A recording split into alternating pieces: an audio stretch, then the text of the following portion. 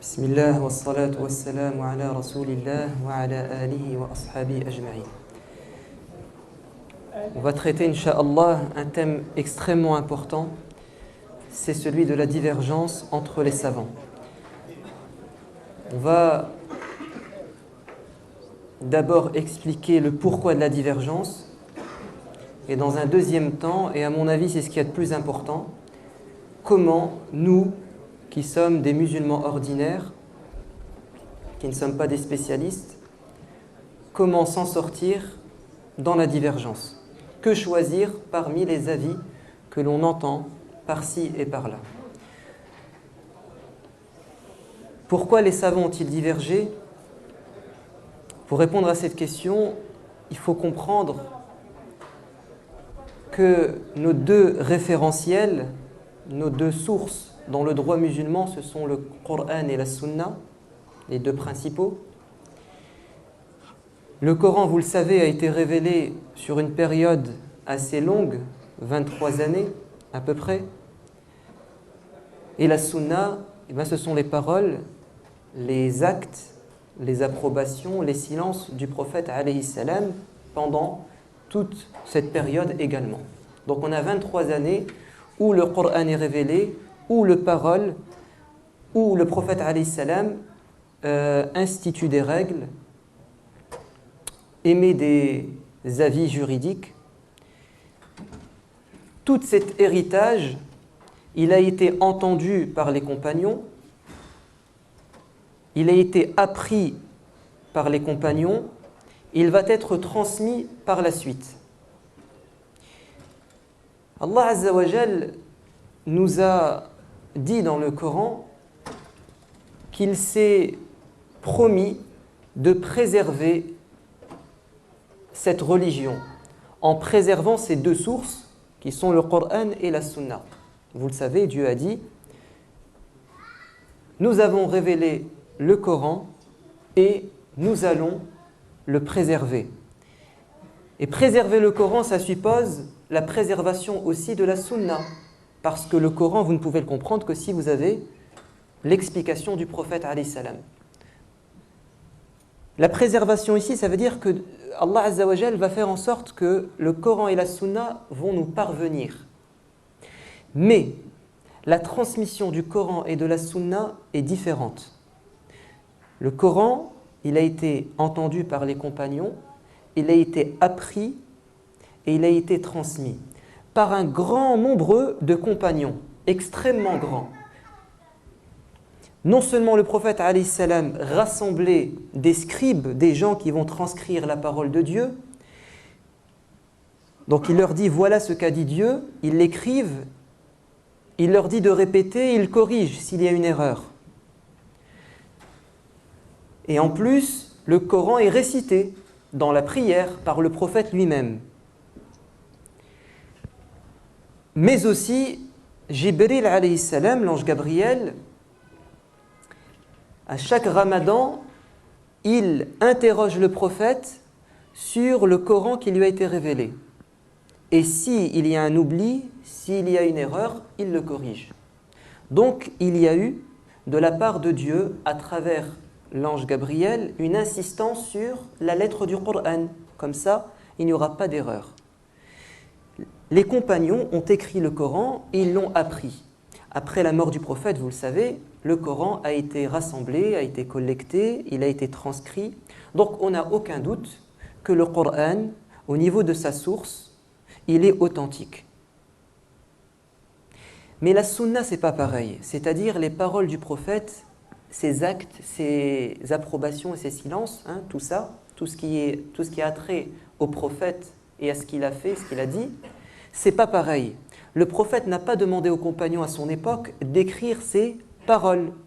Oui, quand quelqu'un lui demandait « est-ce que je peux le faire ?», il lui disait « il n'y a pas de problème, écris ». Mais il n'était pas derrière eux pour savoir s'ils ont bien appris sa parole, ils l'ont bien mémorisée, et il n'était pas là pour les corriger par rapport à sa parole. Donc il n'y a pas eu la même insistance. Deuxièmement, la sunna, les paroles du prophète, ne sont pas récitées dans la prière. Ce n'est pas du Coran. Jibril n'est pas là pour être derrière la vérification, l'authentification des paroles du prophète. Donc il n'y a pas eu la même insistance. Ce qui fait que certains compagnons ont appris des paroles du prophète et d'autres les ont ignorées. Et quand ils ont appris les paroles du prophète, ce n'était pas un grand nombre. Rares sont les paroles du prophète qui ont été apprises par 50 compagnons, 70 compagnons. On les compte sur le bout des doigts.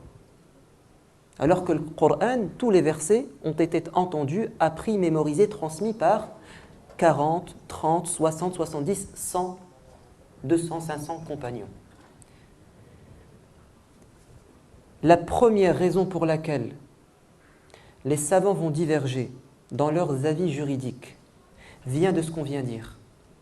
Ce qu'on vient de dire, c'est que un savant va être au courant d'une parole du prophète, elle va lui parvenir, et un autre savant va l'ignorer. Et ça, c'était déjà au temps des compagnons. Un exemple, Omar ibn al-Khattab, quand il était calife, il a pris son armée, il est sorti en expédition militaire. Et il a entendu, d'après les informations de ses soldats, de sa garde, que l'endroit vers lequel ils se dirigent, c'est-à-dire la région qu'ils vont attaquer, elle est touchée par la peste. Alors Omar ibn al-Khattab réunit ses conseillers, qui sont les compagnons du prophète, il leur dit « Qu'est-ce que vous en pensez? Doit-on continuer notre marche et pénétrer dans la région où s'est répandue l'épidémie, ou bien doit-on faire demi-tour ?» Et les compagnons vont diverger. Certains vont dire « on y va » et d'autres disent « non, on fait demi-tour ». Et Omar ibn al-Khattab n'est pas convaincu. Il est perturbé, il est dans le doute. Et il veut une parole du prophète. Il veut en fait quelque chose qui va le persuader. Et il y a un compagnon qui va faire son apparition et qui va dire « j'ai entendu le prophète dire, quand vous savez que dans une région sévit la peste, alors n'y entrez pas.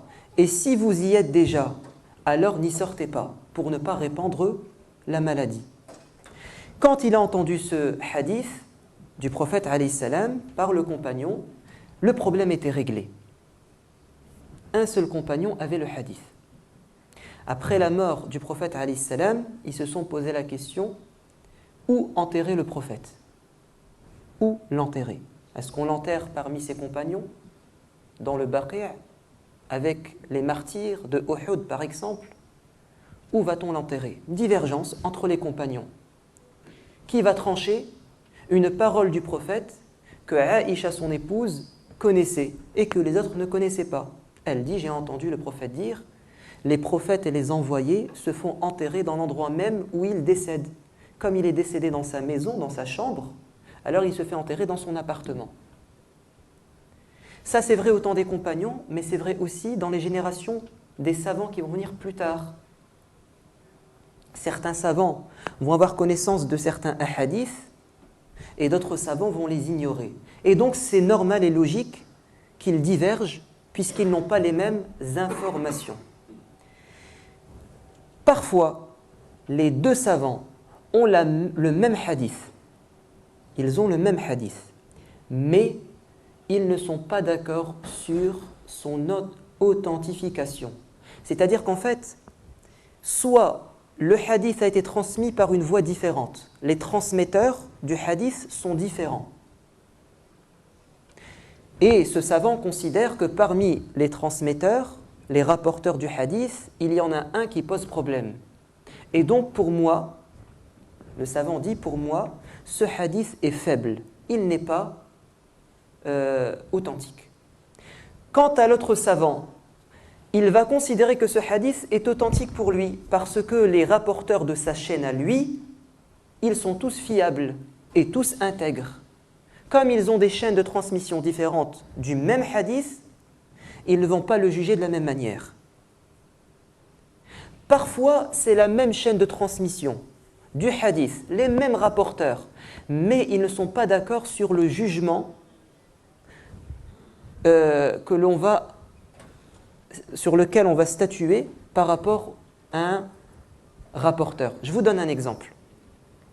Les savants ont divergé sur un type de rapporteur du hadith dans la chaîne de transmission, celui qu'on appelle le rapporteur mastour. C'est un rapporteur dont on connaît l'identité, on sait c'est qui, on sait quand il est né, où il est mort, on sait c'est qui, on peut l'identifier, mais on n'a pas d'informations sur sa pratique religieuse, c'est-à-dire son intégrité. Est-ce que c'était quelqu'un de fiable au niveau de sa religion?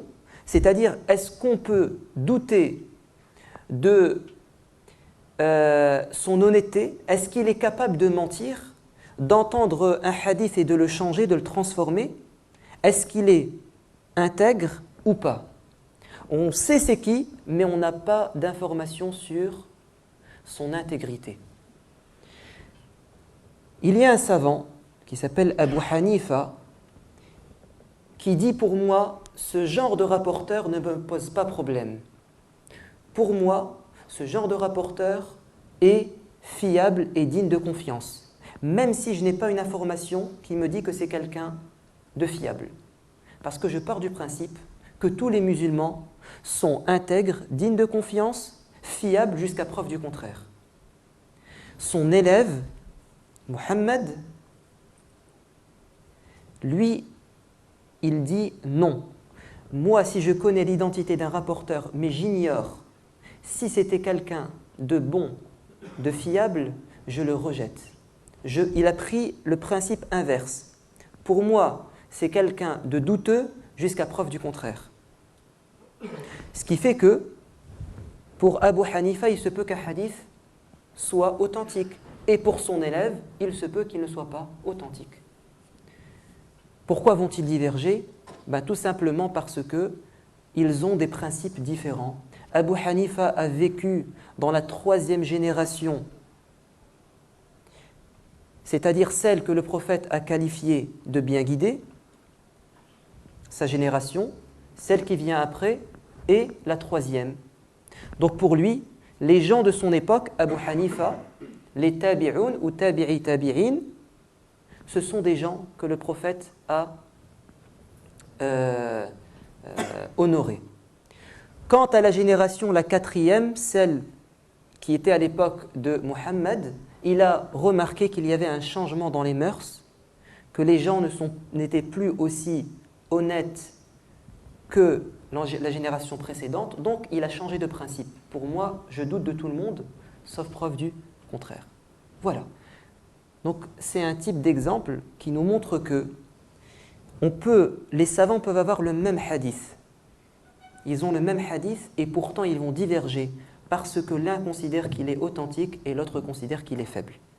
Ça, c'est la première source de divergence. Premier facteur de divergence, le savant ignore le hadith et l'autre en a connaissance. Ou bien, ils ont le même hadith, mais l'un juge qu'il est faible et l'autre juge qu'il est authentique. La deuxième source de divergence, ou le deuxième facteur de divergence, c'est le suivant. Les deux savants ont le même hadith. Pour eux, tous les deux, il est authentique. Pour eux, il est authentique. Et pourtant, ils vont diverger quand même. Pourquoi? Parce qu'ils ne vont pas comprendre la parole du prophète ou le verset du Coran de la même manière. Donc nous ne sommes plus dans les sources, nous sommes dans la compréhension du contenu de la parole de Dieu ou de son prophète. Et ça, c'est une grande source de divergence. Et c'est notamment lié, premièrement, à la langue arabe. Un exemple. Le terme « qur' » en arabe, c'est un mot qui est ambigu. Pourquoi est-il ambigu? Parce qu'il a deux sens opposés.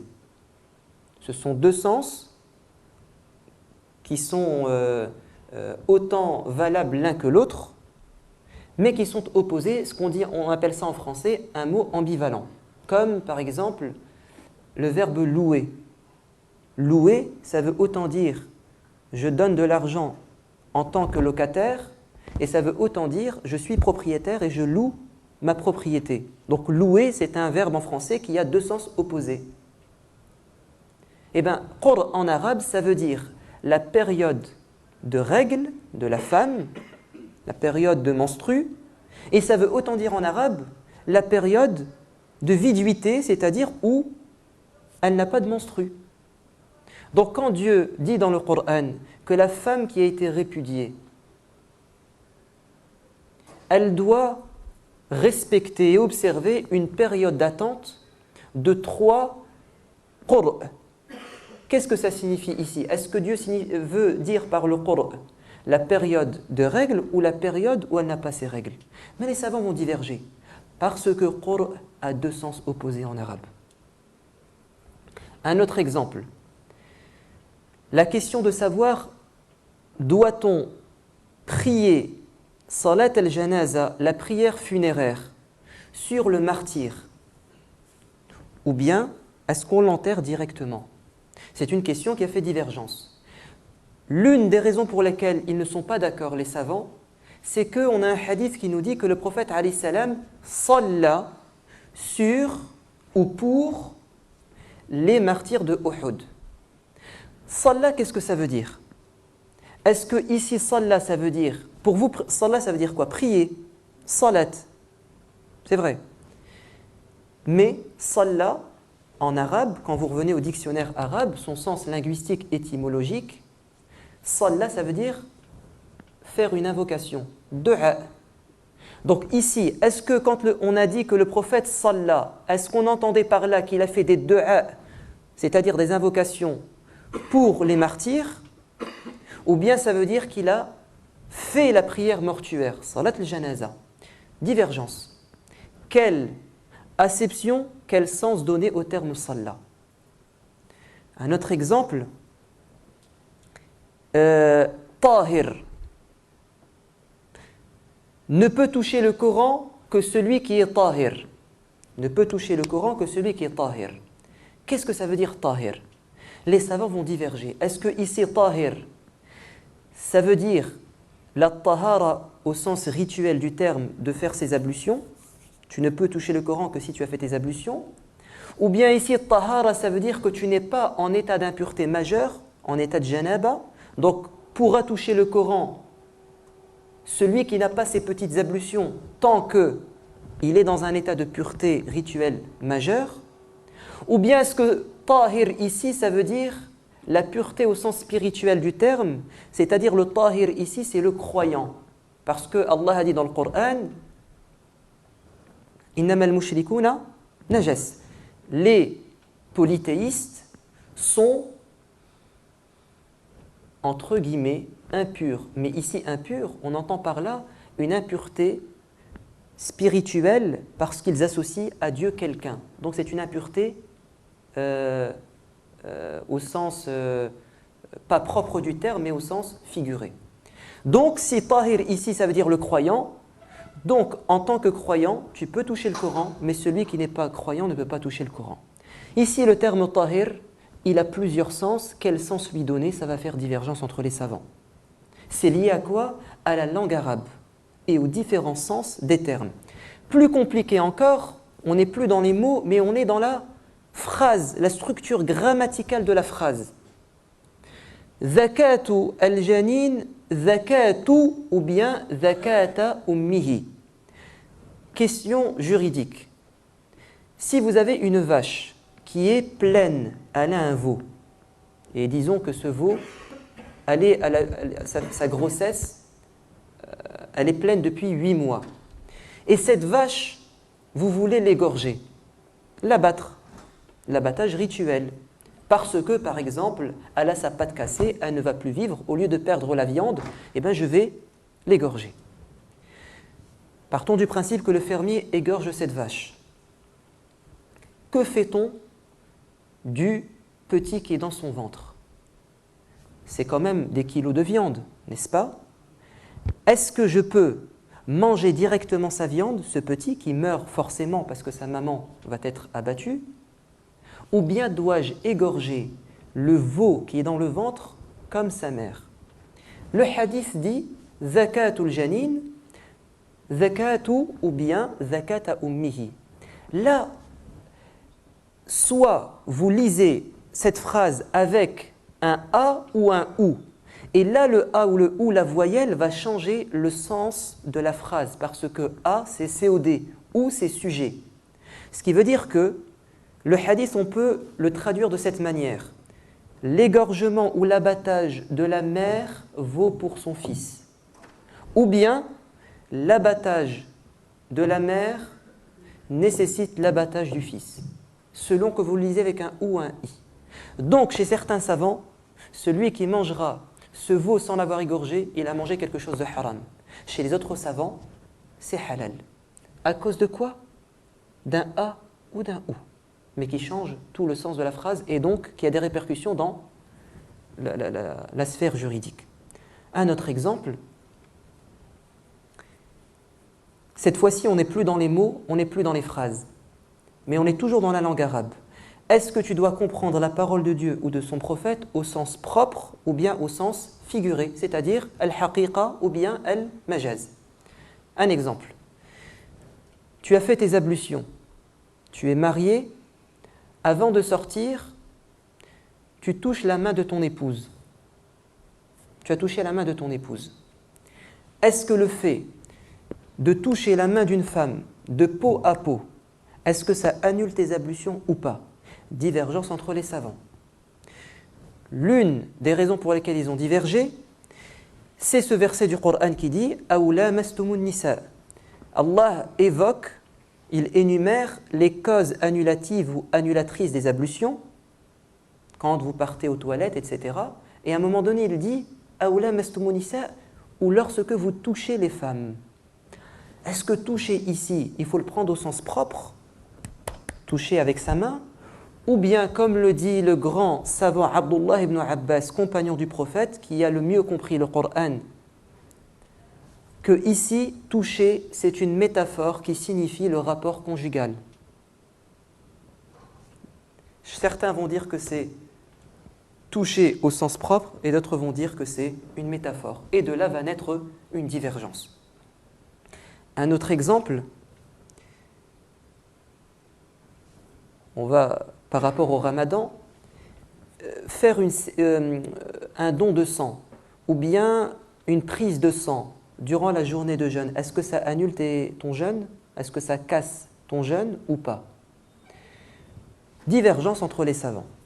L'une des raisons pour lesquelles ils ont divergé, c'est ce hadith. Le prophète est passé devant deux personnes. L'un était le patient et l'autre, entre guillemets, le médecin. C'est-à-dire qu'on pratiquait une saignée sur une personne et il y avait quelqu'un qui le faisait.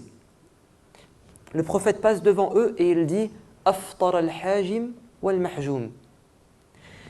Le patient et le médecin, celui qui pratique et celui sur lequel on pratique la saignée, tous les deux, ils ont rompu leur jeûne. Donc, la saignée, la hijama, et donc, par analogie, la prise de sang, la sortie du sang, le don de sang va annuler ton jour de jeûne. Sauf que certains savants vont dire non. Ici, il ne faut pas comprendre ce qu'a dit le prophète au sens propre, que réellement leur jeûne est annulé. Non, là c'est une image, c'est une métaphore. Le prophète a voulu dire, vous vous êtes risqué à rompre votre jeûne. Il a utilisé le passé, mais pour parler du futur. Et c'est possible en arabe d'utiliser le passé, mais en fait tu veux parler du futur. C'est possible en arabe. Et là les savants disent que le prophète alayhi salam a dit, vous vous êtes risqué, pas vous avez rompu, vous vous êtes risqué à rompre votre jeûne. Pourquoi? Parce qu'à l'époque, comment se pratiquait la saignée? Bien évidemment, on ouvrait un peu la peau, hein. Et qu'est-ce que faisait la personne, le médecin entre guillemets? Il suçait le sang de sa bouche et ensuite il crachait le sang. Donc autant le médecin s'est risqué à avaler du sang, donc à rompre son jeûne, autant le patient s'est risqué à rompre son jeûne parce qu'il va être dans un état de faiblesse tel que peut-être il va devoir rompre son jeûne. C'est l'une des raisons pour lesquelles ils ont divergé. Tout ça, c'est lié à quoi? C'est lié à la langue arabe. Parfois, ça n'a rien à voir avec la langue arabe. Les savants ne comprennent pas de la même manière le propos du prophète ou le propos de Dieu. Pourquoi? Parce qu'un savant a un élément extérieur qui lui fait dire que ce qu'a dit le prophète ne signifie pas ce que toi tu comprends. C'est ce qu'on appelle le contexte. Comprendre le texte dans son contexte. Si tu prends le hadith détaché de son contexte, du moment où il a été dit, de la raison pour laquelle il a été dit, à qui il a été dit, donc tous ces paramètres environnants, si tu le détaches, tu ne vas pas comprendre ce qu'a voulu dire le prophète alayhi salam.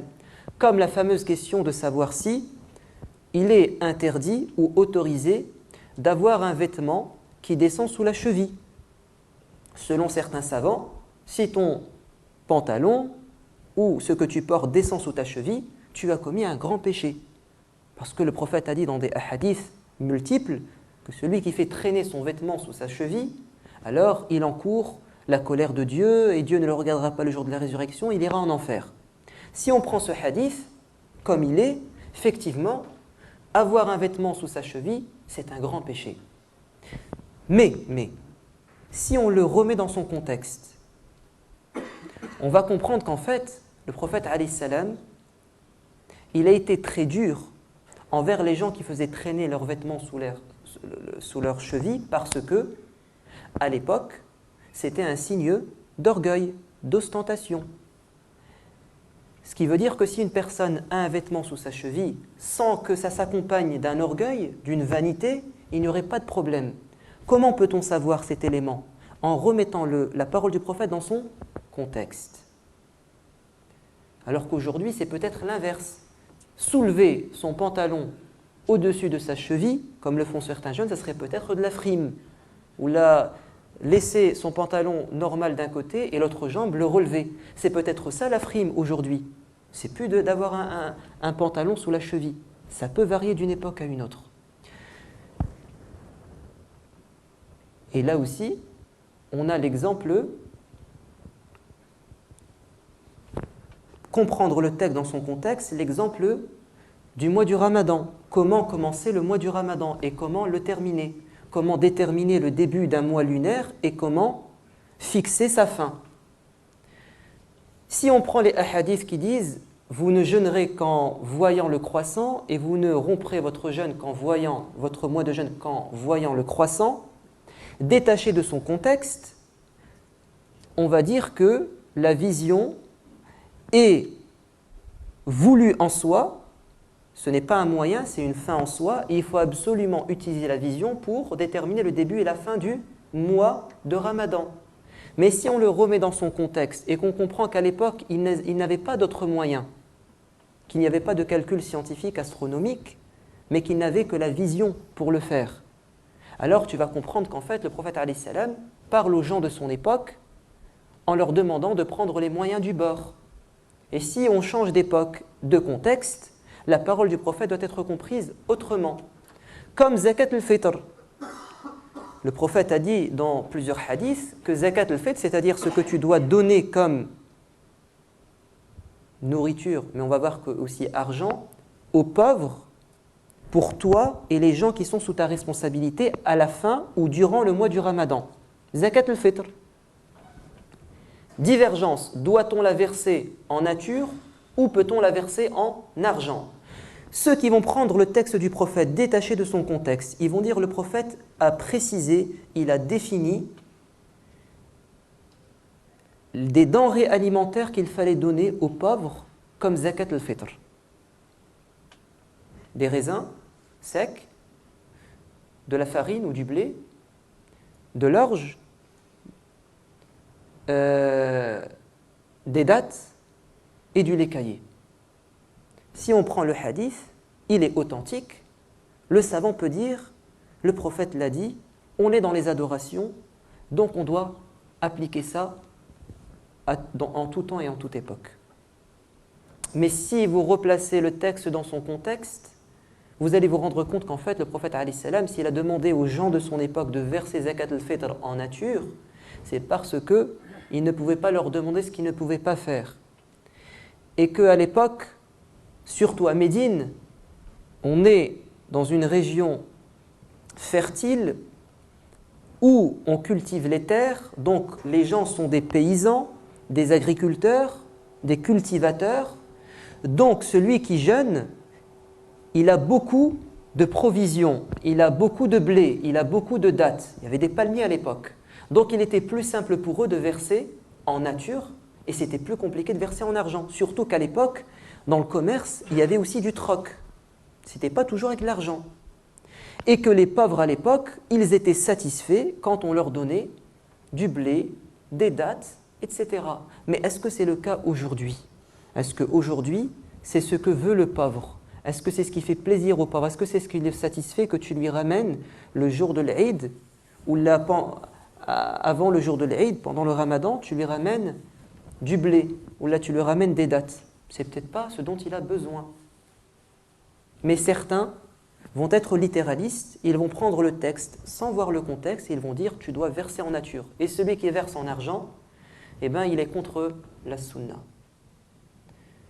L'une des sources donc de la divergence, c'est la compréhension de la parole du prophète, la compréhension de la parole de Dieu, des termes en langue arabe, de la phrase en langue arabe, si c'est une image ou si c'est à prendre au pied de la lettre, et est-ce qu'il faut comprendre le texte comme il est ou bien le remettre dans son contexte. Troisième élément qui explique la divergence entre les savants. Les deux savants ont connaissance du même hadith. Pour les deux, il est authentique. Ils le comprennent de la même manière. Donc là, j'ai retiré les deux sources de divergence. Ils ont le même hadith. Pour eux, il est authentique. Ils le comprennent de la même manière. C'est un texte clair. Et pourtant, ils vont diverger. Pourquoi? Parce que il y a un autre texte, un élément extérieur qui le contredit. C'est-à-dire que les deux savants ont le hadith, mais il y a un autre hadith qui va dire le contraire. Il y a un verset du Coran qui va dire autre chose, qui va rajouter une condition, qui va spécifier ce qui était général. Donc maintenant, la divergence, d'où vient-elle? Elle ne vient pas du hadith en lui-même, mais elle vient d'un autre hadith. Elle vient d'un verset du Coran. Il y a une contradiction entre les paroles du prophète, la parole du prophète, prophète de Dieu. Attention, une contradiction apparente. Une contradiction en apparence. Vous allez voir pourquoi. Comment procèdent les savants quand ils ont deux textes en apparence contradictoires? Qu'est-ce qu'ils font? La première des étapes, c'est qu'ils se disent Dieu et son prophète ne peuvent pas se contredire. Le prophète lui-même ne peut pas se contredire. Donc forcément, il doit y avoir un terrain d'entente. Il doit y avoir un terrain d'entente. Je dois interpréter les textes pour qu'ils convergent. La première des étapes, c'est l'interprétation. On va interpréter. Mais parfois, on n'arrive pas à trouver un terrain d'entente. Ils sont trop contradictoires. Là, les savants vont dire, on va regarder l'authentification des hadiths. Peut-être qu'il y a un hadith qui est moins authentique que l'autre. Peut-être qu'il y en a un qui est faible. S'ils sont en apparence contradictoires et qu'il y en a un qui est plus fort que l'autre, on va délaisser le faible. Parfois, ils sont tous les deux authentiques et malgré ça, il y a quand même une contradiction. Qu'est-ce qu'ils font? Là, ils passent à la dernière étape, c'est l'abrogation. C'est-à-dire que forcément, on doit en prendre qu'un seul. Tu ne peux pas avoir deux textes contradictoires, il faut en choisir un. Sur quels critères je vais sélectionner un texte ou un autre? Le temps. C'est-à-dire que si j'ai les dates à laquelle le prophète a parlé, la parole du prophète la plus ancienne, je la délaisse et je prends la plus récente. C'est-à-dire que le prophète a changé d'avis. Le prophète a changé la loi. C'est ce qu'on appelle le nasr, l'abrogation. Mais les savants ne sont pas tous d'accord. Certains vont trouver un terrain d'entente. D'autres vont sélectionner un texte. D'autres vont en abroger un. Je vais vous donner un exemple. Imaginez-vous que l'un d'entre nous, là, s'endort. Vous êtes assis, ou l'a appuyé sur le poteau, sur le pylône, le pilier, et vous vous endormez. Et il y a l'adhan du Maghrib. Vous avez fait l'Asr, vous avez vos ablutions, vous vous êtes endormi. Et il y a l'adhan du Maghrib. Est-ce que, en te réveillant, tu dois recommencer tes ablutions ou bien tu peux prier? Est-ce que le sommeil annule tes ablutions? Qu'est-ce que vous en pensez? Pourquoi est-ce qu'on le refait? On a perdu conscience, donc la perte de conscience annule les ablutions. C'est ça? Ça dépend de la durée de... Si c'est somnolé, non. Si c'est dormir profondément, oui. D'accord, ok. Donc c'est pas oui, c'est pas non, ça dépend en fait. Bon. Il y a un hadith de Anas ibn Malik, authentique, il dit « Les compagnons du prophète alayhi salam attendaient le prophète pour prier le Isha. Et le prophète s'est retardé. Et comme c'était tard dans la nuit, il dit « Les compagnons ont commencé à s'endormir. » Et il dit « Ils étaient appuyés sur les poteaux et ils s'endormaient à tel point que le menton touchait la poitrine. Et quand le prophète est venu, ils se sont levés et ils ont prié sans recommencer leurs ablutions. » Mais la divergence, où est-elle? Le hadith, il est authentique. Les deux savants ont le même hadith, mais ils vont diverger. Pourquoi? Parce que ici, certains vont dire le sommeil ici n'a pas annulé les ablutions. Pourquoi? Certains vont dire c'est une question de profondeur du sommeil. Ici, les compagnons somnolaient. Ce n'était pas un sommeil profond. La preuve, leur tête se baissait comme ça, jusqu'à toucher la poitrine. Donc, ils vont en tirer comme règle que le sommeil léger n'annule pas les ablutions. Quant au sommeil profond, il annule les ablutions. Oui, mais il y a certains savants qui disent non. Nous, ce n'est pas ça notre critère. Nous, on tire du hadith, non pas la légèreté ou la profondeur du sommeil, mais la position du dormeur. Ici, les compagnons, ils étaient assis. Donc, à partir du moment où tu t'endors assis, même si c'est un sommeil profond, ça n'annule pas tes ablutions. C'est-à-dire que toi, tu as vu la légèreté du sommeil, la profondeur. L'autre savant, il n'a pas pris ça comme critère, il a vu la position du dormeur. Voilà. Parce qu'ils partent du principe que ce qui annule les ablutions, ce n'est pas le fait de perdre conscience, comme a dit le frère, non. Ce qui annule les ablutions, c'est la possibilité qu'il y ait un gaz pendant que tu t'endors. Et quand tu es assis, tu es contracté, donc il n'y a pas de risque à ce qu'un gaz sorte. Parce que le prophète a dit dans un hadith que les yeux, quand les yeux se ferment, enfin le sens du hadith, quand les yeux se ferment, l'orifice s'ouvre, c'est-à-dire il y a un gaz. Enfin bref, donc ici on a le même hadith, mais les savants vont trouver une contradiction entre ça et entre autre chose, et chacun va le comprendre différemment. Un autre exemple. En plein jeûne, et je pense que ça nous arrive tous, tu bois et tu manges par erreur et par oubli. Tu rentres chez toi, tu vois la bouteille d'eau et tu bois, sans faire exprès. Est-ce que ton jeûne est annulé? Est-ce que tu dois le rattraper? Pourquoi non? Parce que qui t'a nourri, t'a abreuvé. Donc en fait, comme Dieu t'a nourri, t'a abreuvé, c'est pas de ta faute. Donc quand ce n'est pas de ta faute, tu n'as pas rattrapé, c'est ça? Donc c'est ça votre critère. Quand quelqu'un oublie, fait quelque chose par oubli, par ignorance, par erreur, sous la contrainte, il n'est pas responsable et donc il ne doit pas rattraper. Certains savants ne sont pas d'accord avec ce que vous venez de dire. Parce que, si je prends ma voiture et que, par erreur, j'envole quelqu'un, est-ce que je suis dégagé de toute responsabilité? Pourtant, c'est par erreur. Pourquoi c'est pas pareil? Parce que tu parles de la religion, maintenant on parle de la religion. Non, non, c'est la religion. C'est un exemple. Si tu prends une Non. tu te fais un accident, C'est un exemple. c'est pas une erreur. C'est un Tu exemple. es responsable. D'accord. Par contre, si tu fais la jeune et tu entres à la maison, Non. tu le dis, par exemple, tu as oublié, tu as fait un bonbon dans ta bouche, tu Non. as avalé ou bien un burger ou n'importe quoi. Donc tu n'as pas fait exprès. Mais quand j'ai envolé la personne, j'ai pas fait exprès aussi. C'est Non, elle non, qui non. s'est jetée. Assurance, je ne te connais pas. Tu es responsable. Là, je parle pas. Moi, je parle pas de ce qui se passe aujourd'hui. Non, moi, détachez-vous des lois françaises. Oui, les lois françaises, cette question ne se pose pas. Mais je vous dis, religieusement parlant. Religieusement parlant, tu as raison, le hajj. Religieusement parlant, tu dois verser diya, c'est-à-dire que tu dois verser une compensation financière à la famille du défunt. Pourtant, je n'ai pas fait exprès. Un autre exemple. On va laisser tomber... on va rester dans les adorations. Tu fais ta prière de l'Asr. Tu finis ta prière et tu dis « J'ai prié que 3 rak'at, j'en ai oublié une. »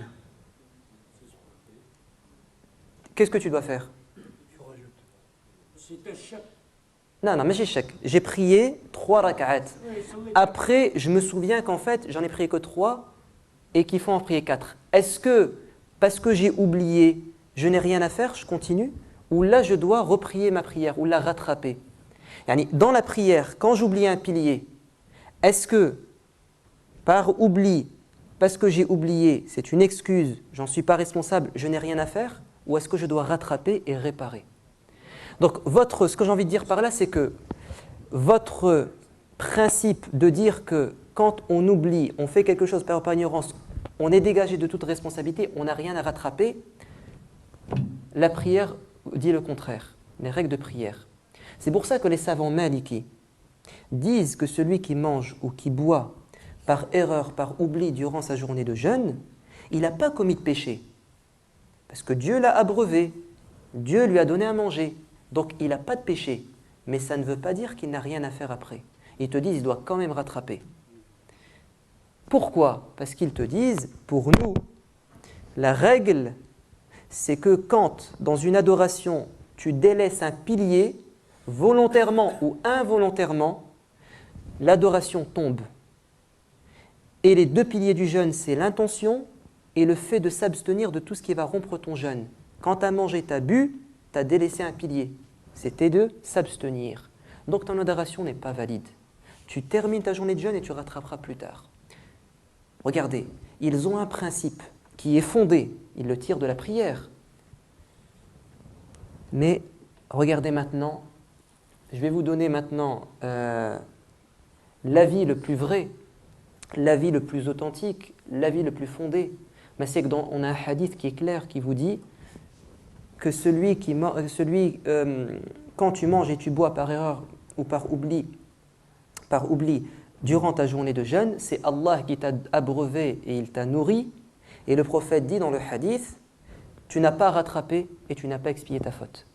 Vous allez me dire, mais si c'est aussi clair, pourquoi est-ce que les savants malikis vont à l'encontre de ce hadith? Peut-être que ce rajout, eux, ils considèrent qu'il est faible.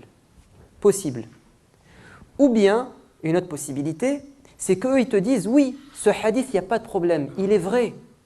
Mais là, le prophète, alayhi salam, il parle du jeûne surérogatoire, facultatif. Donc, si tu jeûnes un lundi ou un jeudi, en dehors du ramadan, et que tu fais ça, c'est pas grave. Mais le jeûne obligatoire, non. Tu rattrapes quand même. Regardez comment les savants vont diverger. Parce que ils ont des méthodes différentes. Il y a des contradictions entre un principe et un hadith. Mais entre nous, l'avis le plus vrai, c'est celui que vous avez tous dit, c'est que le hadith, il est clair. C'est que si tu as mangé, tu as bu par oubli, c'est Allah qui te l'a donné, tu n'as pas rattrapé, tu n'as pas expié, comme l'a dit le prophète. Et le prophète n'a pas fait de différence entre le jeûne surérogatoire et obligatoire. Donc celui qui fait une différence, il doit apporter la preuve. Un autre exemple. Je suis en pleine prière et il y a mon fils qui est petit, qui vient s'accrocher à moi et qui pleure. Est-ce que je peux le porter en pleine prière? Oui. Pourquoi? Attendez. Est-ce que vous êtes d'accord avec moi que la prière, il faut être concentré? Oui. Est-ce que j'ai le droit de faire des gestes étrangers à la prière? Non. Vous êtes d'accord aussi que l'enfant, généralement, surtout ceux qui sont en bas âge et qui mettent des couches, ils ont des impuretés. Est-ce que j'ai le droit de prier en ayant une impureté sur mon vêtement? Non. Non. Donc en portant l'enfant, je vais porter une impureté. Donc ma prière va s'annuler. Qu'est-ce que vous répondez à ces arguments?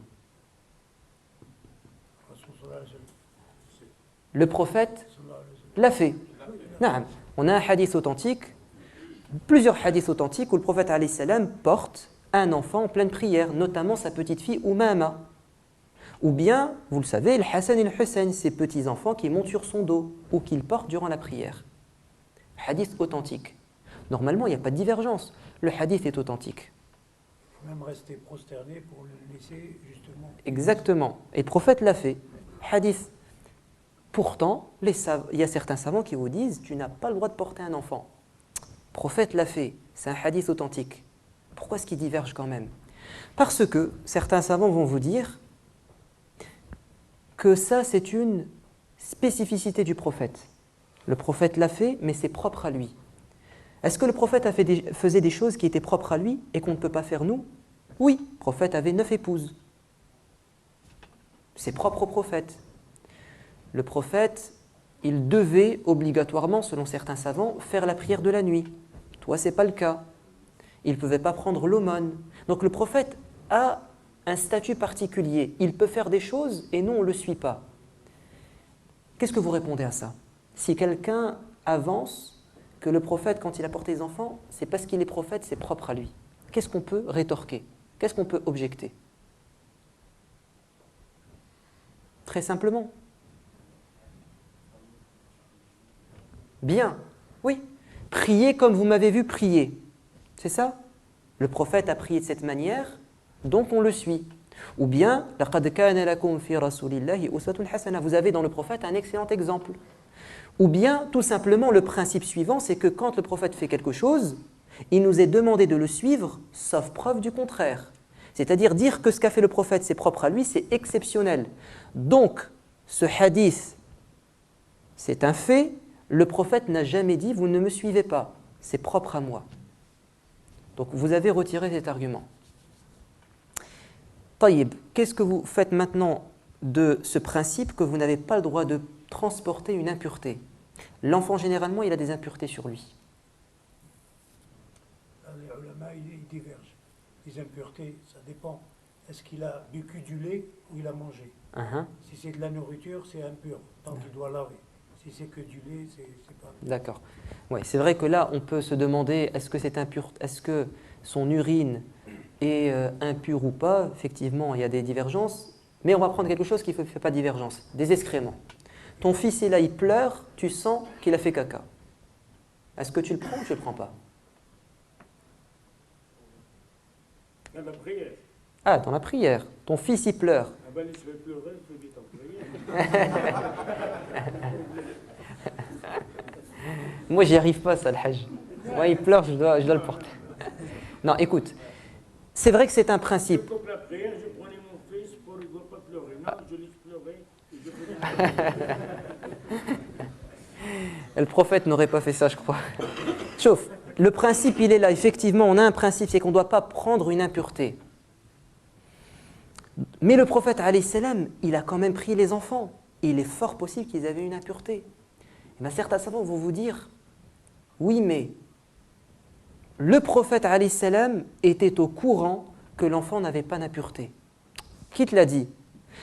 Et bien, un jour, le prophète, alayhi salam, il faisait sa prière et il avait sous sa sandale, il a marché sur une crotte, des excréments. Jibril est venu lui dire, retire ta sandale. Parce qu'il avait des excréments. Donc certains savants pourront vous dire, le prophète alayhi salam, il a transporté l'enfant et c'est fort probable qu'il y avait une impureté, mais Jibril lui a dit qu'il n'en avait pas. Et là il y a un problème, c'est qu'on part dans trop d'hypothèses et trop d'interprétations. Alors qu'on a un hadith qui est simple et qui est clair, c'est que le prophète l'a fait et la règle c'est de le suivre. Et s'il y avait quelque chose à dire, le prophète l'aurait dit. Il ne va pas nous laisser comme ça dans le doute. Donc il est fort possible, il est autorisé il faut même faire comme le prophète, s'il y a un enfant pleure, ou là il y a des enfants qui se disputent, ou là il va tomber, tu prends ton enfant, il n'y a aucun problème, le prophète l'a fait. Mais sachez que les savants vont diverger parce que chacun va trouver une contradiction entre le texte du prophète et un principe. Pire que ça, une contradiction entre un hadith et le Coran. Hadith authentique. Omar ibn al-Khattab a été poignardé, vous le savez. D'ailleurs, il va mourir suite à cet assassinat. Quand il était en train d'agoniser, il a perdu conscience. Il y avait un compagnon à ses côtés.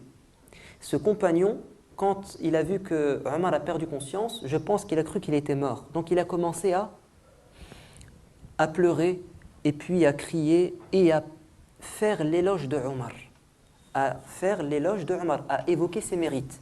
Omar se réveille, il reprend conscience. Il lui dit « Ô un tel, n'as-tu pas entendu la parole du prophète alayhi salam que le défunt souffre à cause d'une partie des pleurs de sa famille ?» Donc il est en train de lui dire « Arrête de pleurer sur moi, arrête de faire ça, car tu vas me faire souffrir dans ma tombe. » Hadith authentique. Ce compagnon rapporte à Aïcha radiallahu anha, dans un hadith authentique, ce récit est rapporté, il rapporte à Aïcha que voilà ce qu'a dit Omar, voilà ce qui s'est passé, voilà ce qu'a dit Omar. Qu'est-ce que dit Aïcha? Aïcha dit que Dieu fasse miséricorde à Omar. Le prophète n'a pas dit ça. Le prophète a dit que le mécréant souffre à cause d'une partie des pleurs de sa famille. N'avez-vous pas entendu la parole de Dieu qu'aucune âme ne va payer pour une autre, c'est-à-dire que si tu fais une erreur, je ne vais pas payer pour toi. Responsabilité, individuelle.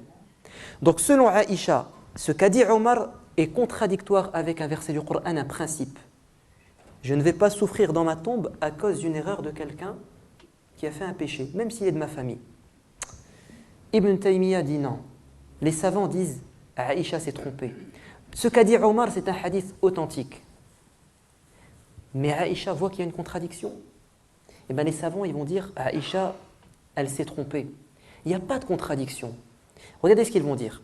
Ils vont dire que le défunt musulman peut souffrir dans sa tombe à cause d'une partie des pleurs de sa famille. Une partie, ce sont les pleurs interdits.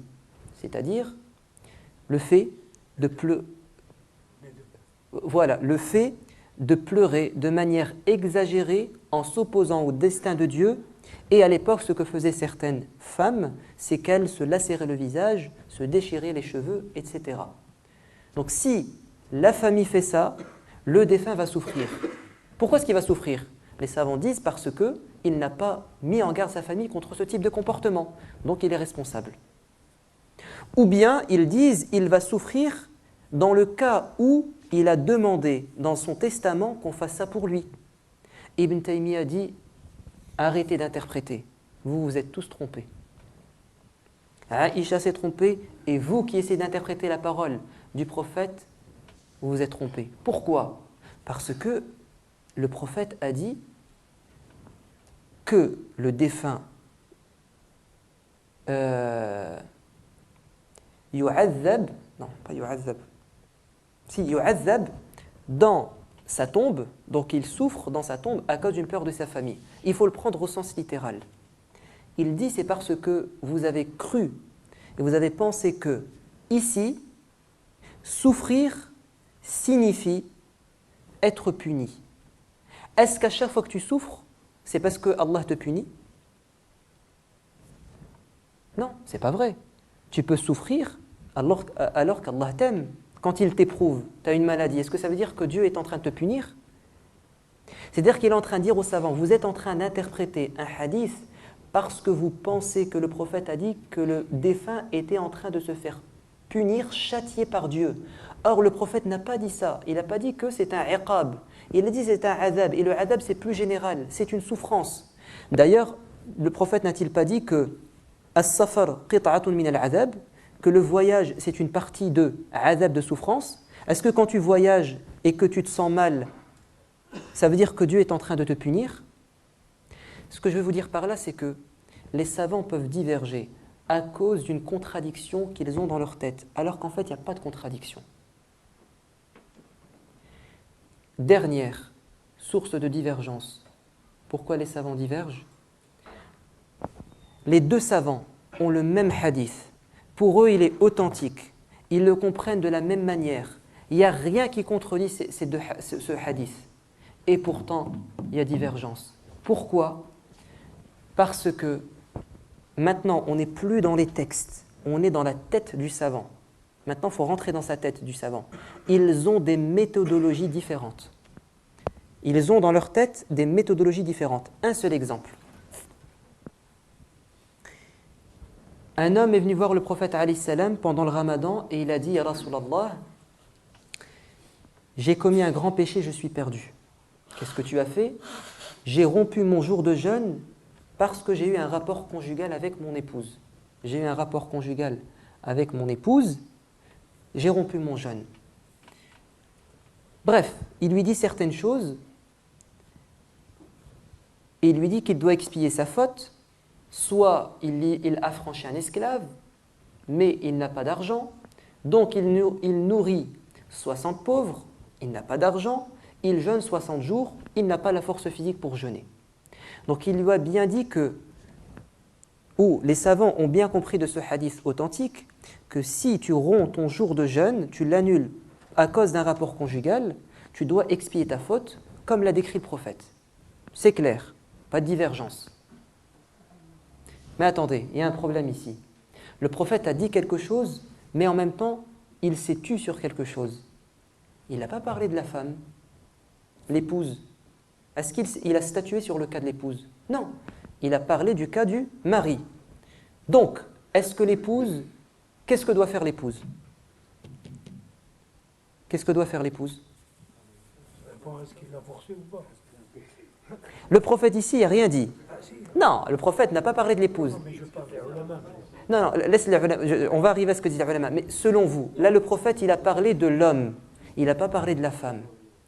Est-ce que, la question c'est, est-ce que le silence du prophète sur le cas de la femme signifie l'absence de la norme, c'est-à-dire qu'elle n'a rien à faire, ou bien ça signifie qu'elle doit faire comme son mari? Ça signifie qu'elle doit faire son mari. Parce que quand on parle de l'homme, on parle de la femme également. Quand on parle à l'homme, on parle aussi de la femme.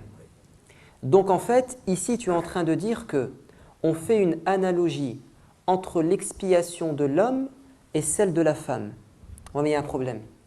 C'est que chez certains savants, dans le domaine des adorations et surtout des expiations, tu ne peux pas faire d'analogie. Pas de qiyas. Pas de qiyas. Tu sais pourquoi? Parce que c'est un domaine qui dépasse ta raison. C'est le prophète et Dieu qui doivent décider de comment expier ta faute. Tu ne peux pas toi-même le décider. Ce n'est pas quelque chose de logique. Donc on s'arrête exactement à ce qu'a dit le prophète. Le prophète a parlé de l'homme, il n'a pas parlé de la femme. Tu n'as pas le droit de dire « Eh bien, je fais une analogie entre l'homme et la femme parce que là, tu fais intervenir la raison et pas de raisonnement rationnel dans le domaine des expiations. » Voilà. Donc certains savants vont vous dire « Le prophète s'est tu, la femme n'a rien à faire. » Mais bon, la majorité des savants va dire que, effectivement, comme tu as dit, le prophète alayhi salam n'a pas, c'est tellement logique et c'est tellement courant et connu qu'ils sont au même régime. Et c'est la règle. Mais cette divergence revient à une question de méthodologie. Est-ce que le silence du prophète signifie l'absence, l'inexistence de la norme? Voilà. Il y a beaucoup d'exemples à donner pour comprendre ça, mais j'espère qu'avec ces quelques exemples, vous avez compris que on ne peut pas dire qu'un savant est égaré.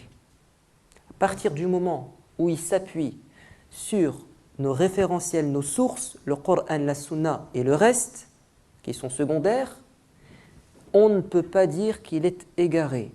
Si c'est quelqu'un qui est compétent et qui fait un effort d'interprétation, on respecte son avis. Mais j'en viens à ma conclusion. On n'est pas sorti de l'auberge.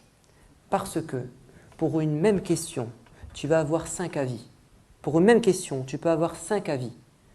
C'est obligatoire, c'est recommandé, c'est autorisé, C'est déconseillé, c'est interdit pour une même question.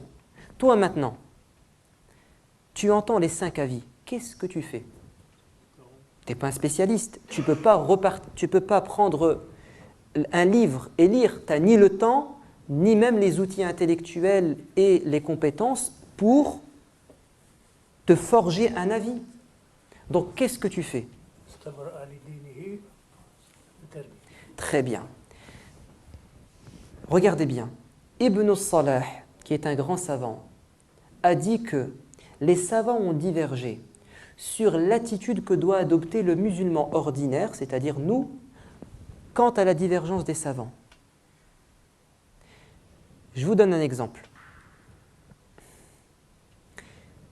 Est-ce que la femme doit verser la zakat sur ses bijoux? Il y a 2 avis. Oui, non.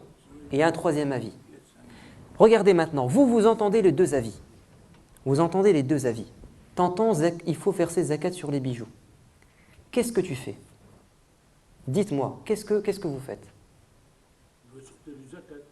Pourquoi le hajj? Pourtant, il y a des savants qui ont dit qu'il ne faut pas sortir. Pourquoi tu as choisi de sortir la zakat? Qu'est-ce qui t'a poussé à choisir l'avis? Le zakat, c'est obligatoire. Là, le hajj, non. Zakat ala, zakat... Non, les savants ont divergé. Bon, il doit sortir zakat. Là, il y a divergence, le hajj. Là, le hajj, non. Non. Non, laissez tomber. Qu'est-ce qu'ont dit les savants? Les savants, ils ont dit, certains ont dit, elle doit verser, d'autres disent, elle n'est pas versée. Moi, je vous dis, vous, qu'est-ce que vous faites? Quel avis vous prenez? Naam. Dans ce domaine-là, il y a beaucoup d'ulama qui ont parlé, chacun a fait sa interprétation, mais il y en a qui disent tout ce qui dépasse le huli, elle donne zakat. Parce qu'il y a beaucoup de femmes, laisse là-bas. On est d'accord, le hajj, ils ont leurs arguments. Moi, je te dis, toi, tu entends les 2 avis. Qu'est-ce que tu choisis? Et au nom de quoi tu vas prendre l'avis A ou l'avis B? Dites-moi. On fait ce qu'on veut ou là? L'ihtiyat. Bien, moi c'est ce que je voulais entendre. La première des attitudes dans la divergence, quand tu es perturbé, tu entends plusieurs avis, c'est que tu te dis, moi je prends la précaution. Parce que le prophète a dit que celui qui prenait la précaution dans les questions ambiguës, le mutashabihat, eh bien il s'en sort bien, il va préserver son honneur et sa religion. Ça, c'est une possibilité. Donc, un savant dit tu dois verser zakat, l'autre dit tu ne dois pas verser zakat, tu te dis je vais prendre la précaution, je vais sortir. Comme ça, je m'en sors bien. Possible. Un autre exemple. Ce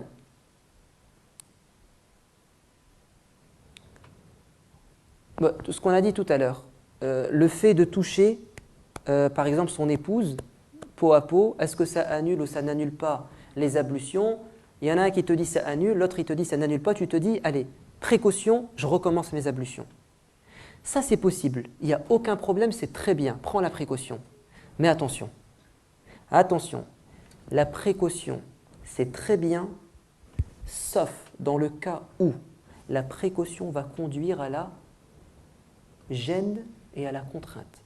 Parce que tu vas prendre l'ihtiyat et tu vas délaisser un fondement dans la religion qui s'appelle adamul haraj. Si la précaution va te pousser, va te mettre dans la contrainte et la gêne, la difficulté, tu délaisses la précaution pour la facilité. Je vous donne un exemple. Ça, c'était la première condition. La précaution ne doit pas conduire à la contrainte, à la gêne. Deuxième condition, la précaution ne doit pas avoir dans la réalité des conséquences graves. Par exemple, moi j'entends que zakat al-fitr, il faut la sortir en argent. Et j'entends que beaucoup de savants disent qu'il faut la sortir en nature. Qu'est-ce que je fais? Allez, je vais sortir en nature par précaution. Mais regarde ta précaution, qu'est-ce qu'elle va avoir comme conséquence dans la réalité? Si on faisait tout ça, on va tous rapporter des sacs de blé, des sacs de dattes, des sacs d'orge aux mosquées, aux associations, aux secours islamiques, aux CBSP, en nature. Et c'est eux qui vont devoir le répartir entre les pauvres. tu vas mettre les pauvres dans la contrainte, parce qu'ils n'ont pas besoin de ça, et tu vas mettre les associations, les institutions dans la contrainte, puisque vous allez leur donner le jour de l'Aïd, et normalement tout ça, ça doit aller aux pauvres le jour de l'Aïd, c'est impossible. Impossible de faire parvenir tous ces denrées alimentaires aux pauvres à l'étranger en l'espace d'une journée. Par exemple. Donc ta précaution, elle va avoir des conséquences terribles dans la réalité. Tu délaisses la précaution, tu prends l'autre avis. Autre exemple. J'entends un avis de savant qui dit que la femme doit mettre le niqab, c'est-à-dire que son visage est une nudité. D'autres savants qui disent que le visage de la femme, ce n'est pas une awra, ce n'est pas une nudité. J'ai deux avis.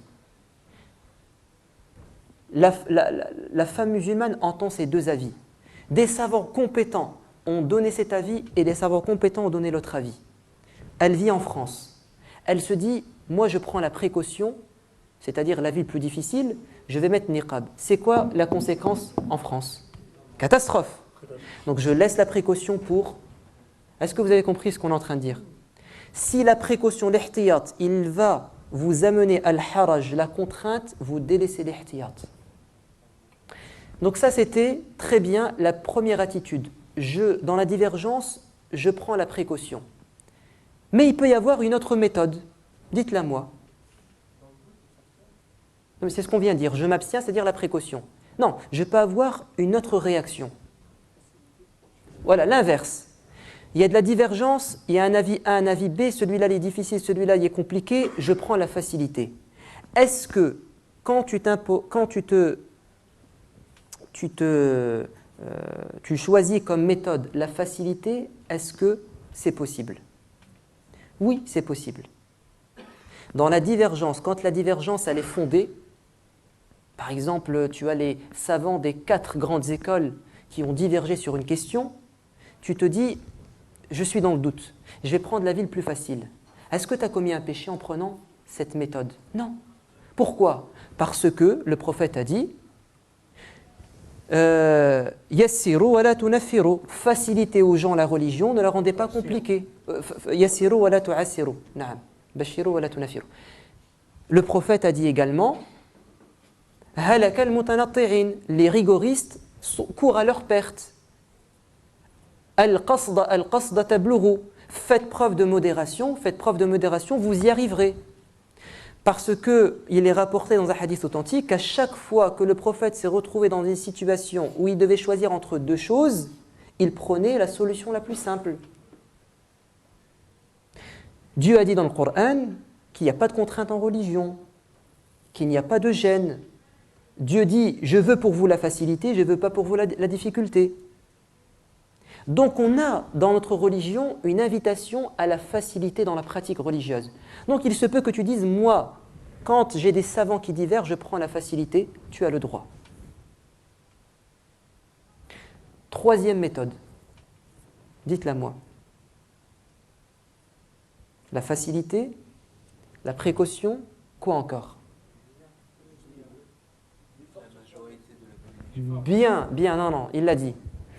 Moi maintenant, j'ai 5 avis, j'ai 2 avis. Je ne vais pas chercher la facilité ou la précaution. Moi, mon critère, c'est je suis la majorité. C'est tout. Peu importe si l'avis de la majorité est compliqué ou pas, moi, dans ma tête, c'est je prends le plus grand nombre. Parce que je pars du principe qu'en fait, la majorité a souvent raison. C'est ça? C'est possible. Souvent, pas toujours. Souvent, pas toujours, non. Mais ça peut être une méthode. Moi, je suis la majorité. Cette méthode est possible. Il n'y a pas de problème. Un exemple.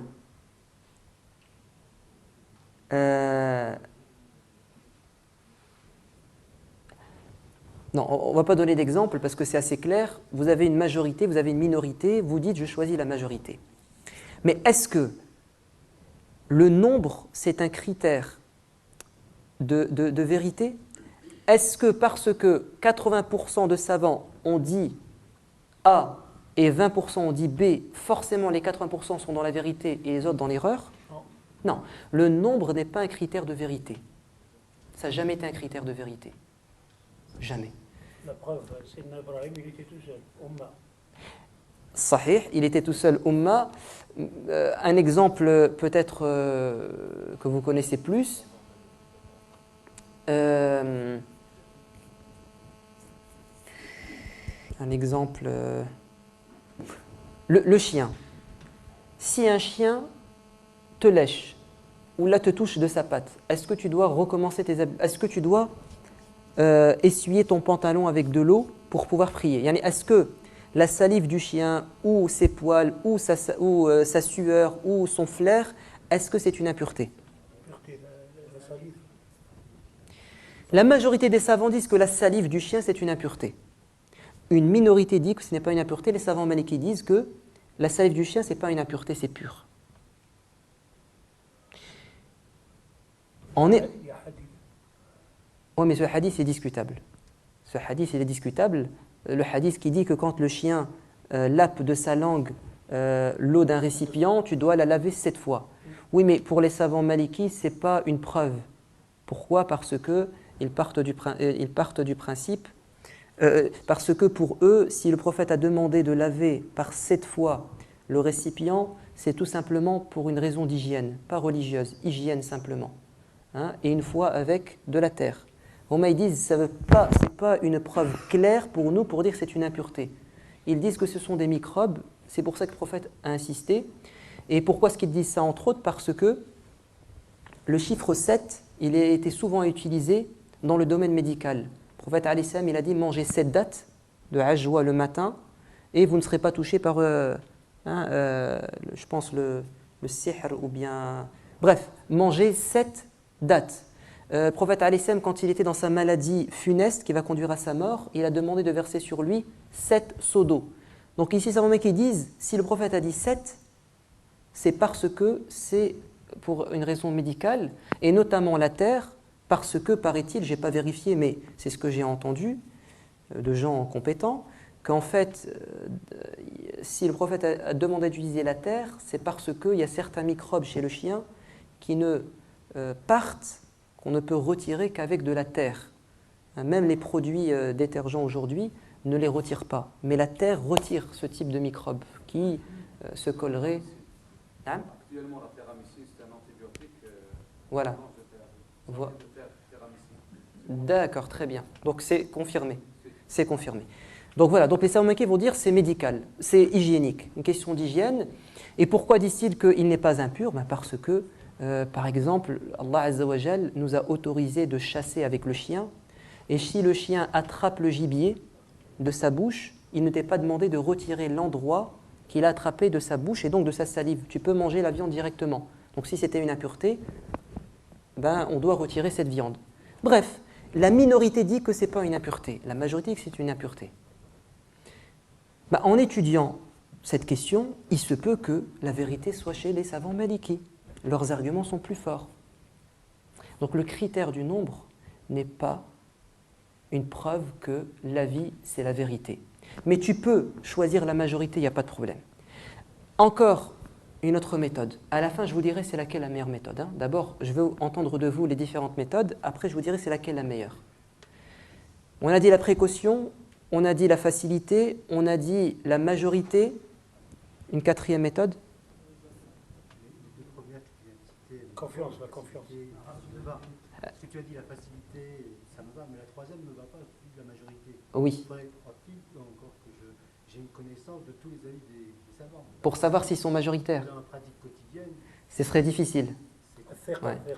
Oui, bon, c'est vrai, je conçois ce que tu dis, c'est-à-dire que comment vais-je savoir la majorité? Mais parfois, dans certaines questions, c'est une majorité écrasante telle que on peut savoir que c'est une majorité. Par exemple,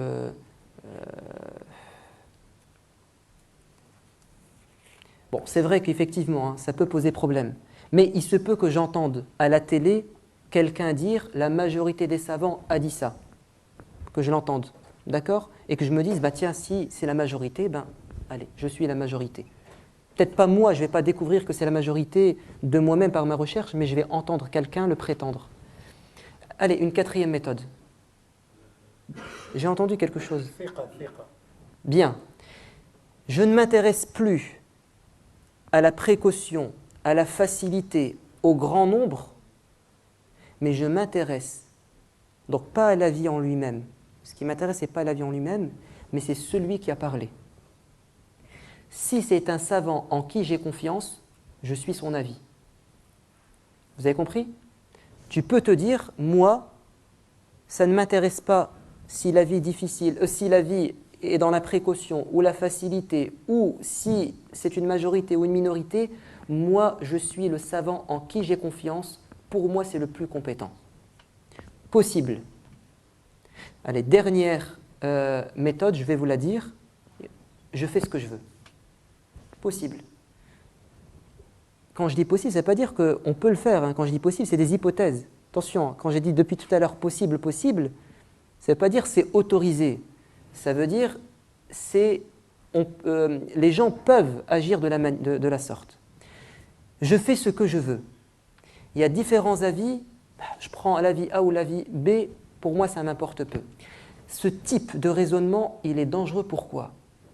Parce que si tu te dis je fais ce que je veux, en fait, tu ne feras pas ce que tu veux. C'est ton ego qui va décider. Quand tu dis je fais ce que je veux, ça ne veut pas dire que tu prends au hasard. Ça veut dire que tu vas prendre ce qui est en accord avec tes passions et tes désirs.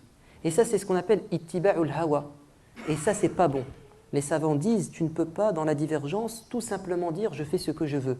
Parce que c'est ton ego qui va jouer avec toi et c'est pas honnête, c'est pas sincère de ta part.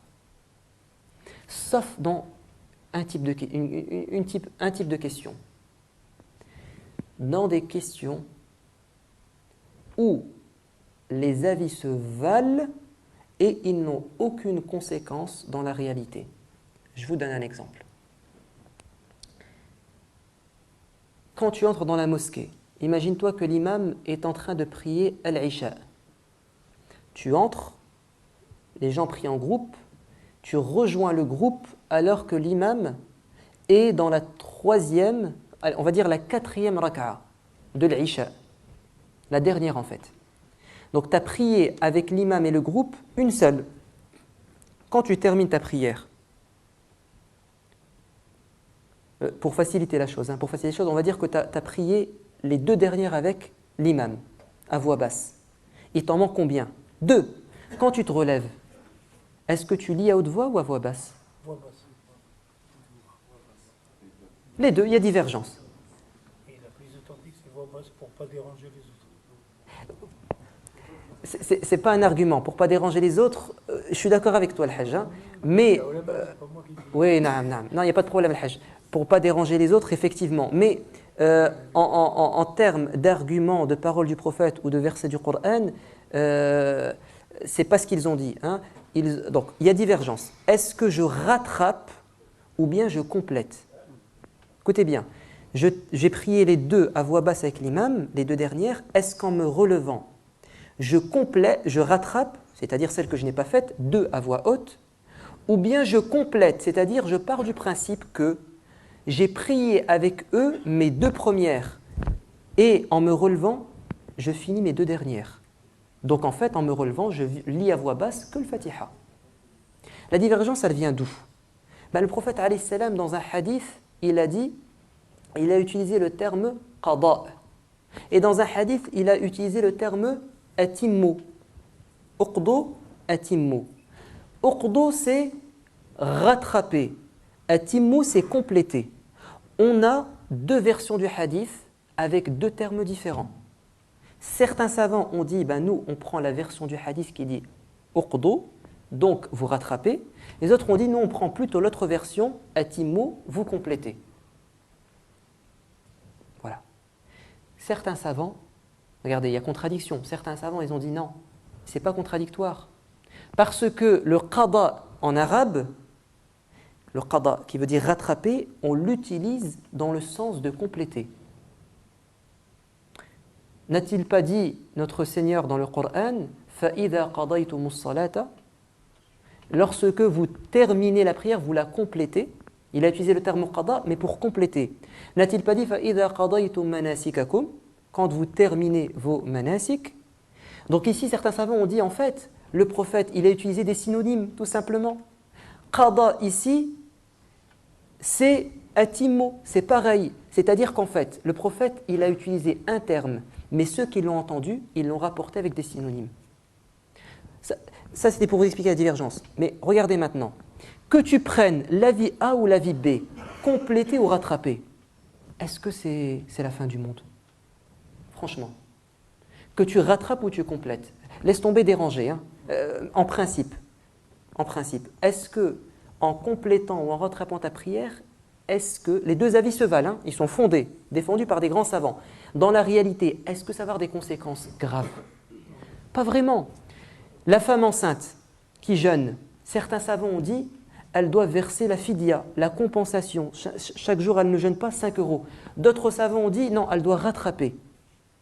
Que tu prennes l'avis A ou l'avis B, que tu demandes à la femme enceinte qu'elle verse 5 € ou là qu'elle rattrape, est-ce que c'est la fin du monde? Ce sont des avis qui sont fondés, que tu prennes A ou B, c'est pareil. Quand tu oublies dans ta prière, par exemple, tu as prié le Isha tout à voix basse, tu n'as pas prié à voix haute, tout à voix basse. Ce qui t'est demandé, c'est de faire la prosternation de l'oubli, ce jeu de sahou. Est-ce que la prosternation de l'oubli, tu l'as fait avant le taslim, avant de quitter ta prière, ou après le taslim? Divergence entre les savants. Entre nous, que tu le fasses avant ou après, est-ce que ça change quelque chose? Non. Donc là, on est dans un type de divergence qui ne pose aucun problème. Si tu entends deux avis qui se valent, ils ont été défendus par des grands savants, et dans la réalité, ça pose aucun problème, tu fais ce que tu veux. D'accord? Bon, je vous ai cité les 5 méthodes. La précaution, la facilité, la majorité, je fais ce que je veux, et je choisis le plus compétent et le plus digne de confiance. L'imam al-Shatibi et l'imam al-Ghazali disent la méthode que doit adopter la personne ordinaire, c'est, et à mon avis, c'est ce qu'il faut faire, c'est une double approche. Je choisis l'avis, le savant le plus compétent, le plus digne de confiance, et l'avis qui me paraît être le plus logique, le plus pertinent, le plus en adéquation, en conformité avec l'islam. Qu'est-ce que dit l'imam Shatibi? Il dit la préférence dans la divergence est au plus savant. Est au plus savant.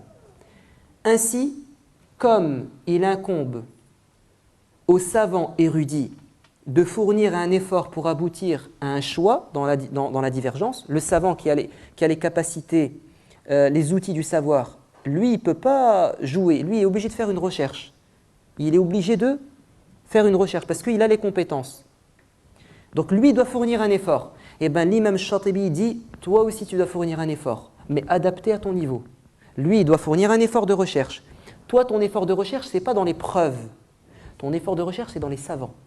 Tu dois choisir le savant qui, selon toi, est le plus compétent, le plus digne de confiance, mais aussi l'avis qui est le plus, selon toi, le plus juste. L'imam al-Ghazali dit qu'est-ce que dit l'imam al-Ghazali? Naam. Il dit que le musulman ordinaire doit opter pour l'avis du meilleur savant selon lui. Et pour, regardez la double approche, et pour celui qu'il considère être le plus proche de la vérité, le plus fidèle. Qu'est-ce que ça veut dire dans la réalité? Ça veut dire que tu vas entendre des savants parler. Aujourd'hui, avec Internet, avec la télé, avec ce que disent les gens, tu vas entendre de tout, des avis opposés. La première des étapes, c'est que tu te dis qui a prononcé cet avis. Si tu sais que le savant ou le comité de savants qui a défendu cet avis est compétent et digne de confiance, tu as déjà réalisé la première étape. C'est un avis qui sera fondé, forcément, parce qu'il a été édicté par des gens compétents. De ce point de vue-là, tu es tranquille. Mais, tu dois procéder à une deuxième étape. Est-ce que cet avis est, selon toi, compatible avec l'esprit de l'islam? Est-ce qu'il va dans le sens De quoi? De l'esprit de l'islam. Et ça, c'est important d'avoir cette deuxième démarche. Parce que des savants compétents, dits de confiance, il y en a plein. Et ils divergent quand même. Donc tu es obligé de procéder à une deuxième étape de choix et de sélection. Tu ne peux pas simplement regarder qui sont les savants qui